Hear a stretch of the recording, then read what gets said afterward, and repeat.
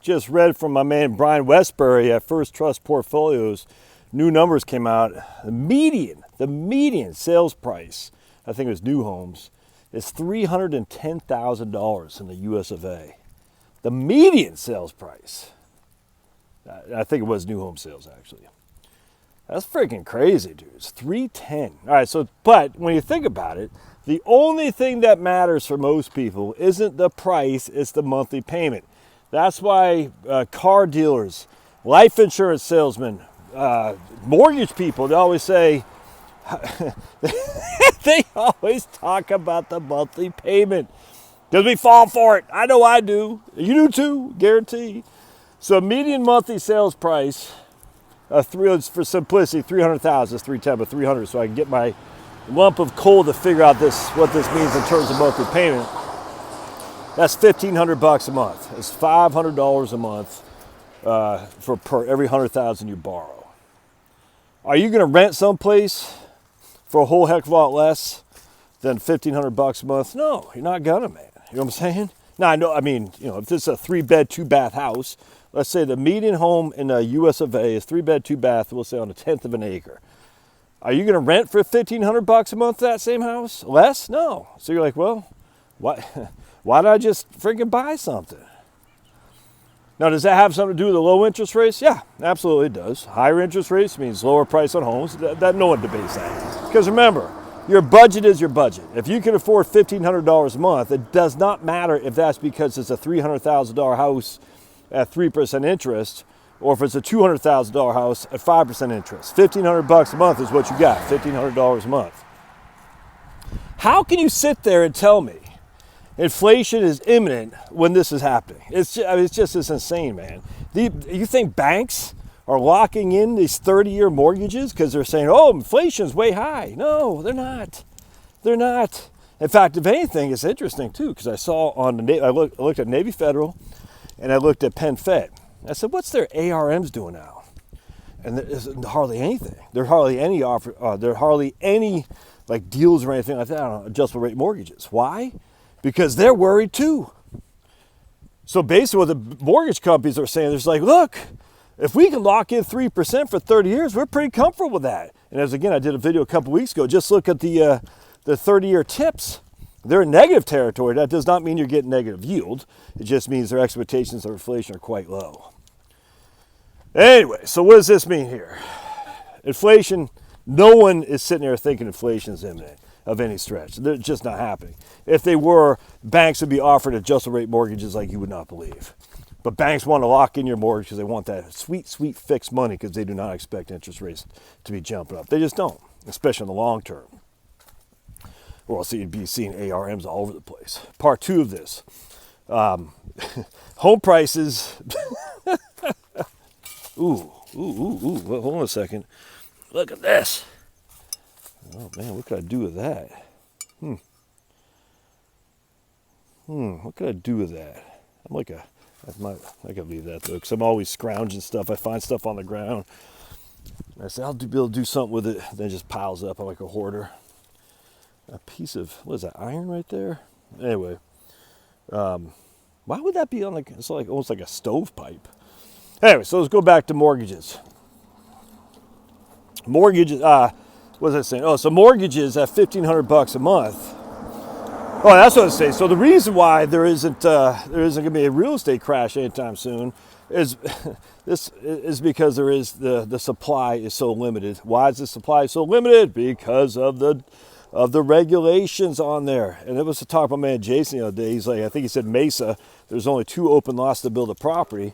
And that's why he's saying, so it's capitalism is driving inflation on the houses. I said, no. They're putting restrictions on where you can build outside of the town. Yes, in Mesa, and where I lived in Haddonfield, there is no place to build in Haddonfield. So you know what they do? They have knockdowns. In Arlington, Virginia, knockdowns. They take your crappy old house that you just put up 15 years ago. When I say crappy, it's not crappy, but for some rich guy it is. They knock that down. They put up a Taj Mahal in there. All right. But the issue is to look at Portland, Oregon stuff. Look at Portland, Maine, for heaven's sake. If you can't build in Portland, you say, okay, I'll go to South Portland. But then Southport says, no, we have restrictions on property. So it puts you further and further and further out. Why? Like, who is I talking to? They just moved to Missouri. And she was commuting because she couldn't afford anything in, I don't know, Orange County or whatever it was. I forgot where it was. But she was commuting 2 hours a day. And she had a $300,000 house someplace in the Inland Empire, wherever, inland. She was like, I'm commuting 2 hours a day. It was making her sick, literally sick. And so I said, you gotta get the hell out of there. And so they sold their house, moved to Missouri, I'm just not sightseeing, paid cash money, and they're golden. She loves it. Loves it, man. The point was, because of the regulations, they could not build closer to home, and I mean closer to work, and as such, she was screwed. But I tell you though, those days are coming to an end. We got this, more and more people work from home. I'm telling you, man, I think this is good. I think it's going to be good, because what's going to happen is, it's going to democratize the prices of real estate. So what was incredibly expensive in Haddonfield, and that's New Jersey, that's South Jersey, right outside Philly, a freaking wonderful town, beautiful town. I liked Haddonfield, kind of liberal, but most people were just nice. Anyway, Haddonfield, New Jersey. Expensive all can be. Great schools, literally, there's a train stop right there. You can walk to the train, which I did, get in Philadelphia, Center City, easy as pie. All right, but it's crazy expensive there. So most people would move out to like Marlton and way out there, and like South Wave in South Jersey, Woodwich, I think it's Woodwich, something like that. Swedesboro, because they couldn't afford Haddonfield. Because it's too expensive and there wasn't that much supply of affordable houses. But now you can work from home, so people say, I don't even need a commute in the Center City anymore. Hell's bells. I'll just stay out here in Swedesboro, which means Haddonfield prices would probably level off. If not, I don't know if they drop, but probably level off. Swedesboro, which is down there even further south, will go up a little bit. It'll just equalize it out. As long as the Wi-Fi is good, and as long as there's good internet connection, I can see that happen a mile away, which is cool. So it's going to have an evening out. In fact, it might even increase your real estate if you're not right there in the inner suburbs. So Haddonfield would be considered an inner suburb. Arlington, Virginia, an inner suburb. Newton, Massachusetts, where BC is. Would that be considered an inner suburb? Probably, I guess, right? Fancy schmancy, hoity-toity, good time rock and roll, rich people there. Very liberal, by the way. Did you know there's a teacher at Newton South High School who told parents whose children were voting for Trump or something like that they can all F themselves? I was like, what the hell is that? And she said that on Facebook. I was like, dude, what?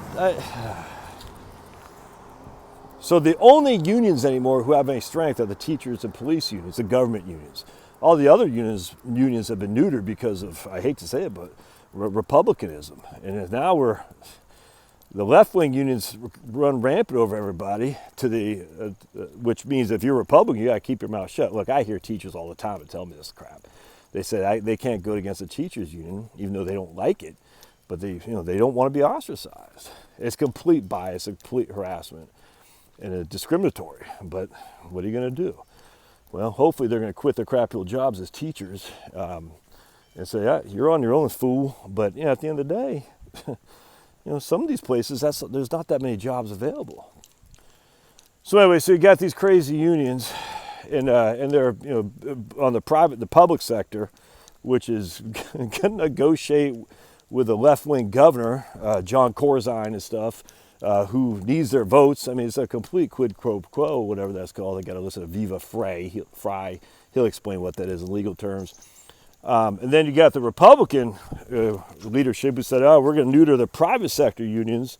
And so now the private sector unions are no more, and as such, their jobs go to cheap labor of immigrants. And so now we're screwed on both ways. So now the working middle class men in the world have no union to defend them, and heaven forbid you wear a MAGA t-shirt to a corporate function like a party on 4th of July. They're going to say that's discriminatory. We got to fire you because you're a Nazi, and you got no support. But yet, heaven forbid you wear a Che Guevara shirt as part of a teachers union. They're going to freaking glorify you, and you won't get fired. It's crazy. You can tell their freaking parents of your students to go F themselves and they hope they die, and you're not getting fired. Anyway, so there you go. So more and more people have access, hopefully, to good internet and stuff, which means less people need to live in Haddonfield, and more people can live in these further off towns. I think that democratized the prices of homes. But a median sale price of $310, that sounds high. It is. But that's $1,500 a month mortgage. What are you paying for rent? Again, going back to a 3-bed, 2-bath, 10,000. This is a lot, 10,000 square feet. So that's about a quarter acre. We even say a tenth of an acre would be like what we used to live in Phoenix. So a tenth of an acre would be what 4,000 square foot lot, right? It's a postage stamp house. If you had to rent that same place in Phoenix, I bet you're paying around $1,500 a month. So there you go. I'm not worried about rental or real estate crash anytime soon. I will see you.